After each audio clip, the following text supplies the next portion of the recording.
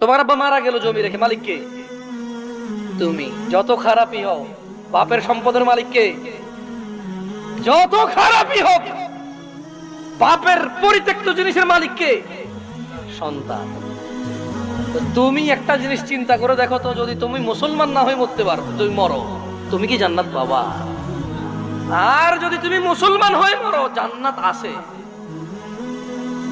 মুসলমান হয়ে মরলে জান্নাত কি?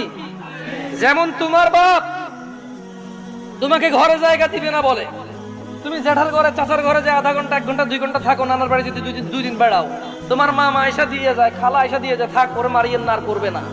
জায়গা শেষ পর্যন্ত কোথায় হয়? ঘরে হয়। ওকে, তোমার মা বলছে তুই আজকে ঘরে, তোর খবর আছে। তোমার বয়স তখন মাত্র 11 বছর বা 12 বছর। তুমি এখন এত শিয়ানা হও নাই, এত শক্তিশালী হও নাই যে মাকে ধমক দাও। মাত্র তোমার বয়স 11-12 বছর। কোন একটা অন্যায় করেছো, তোমার মা বলছে তুই আজকে ঘরে আয়।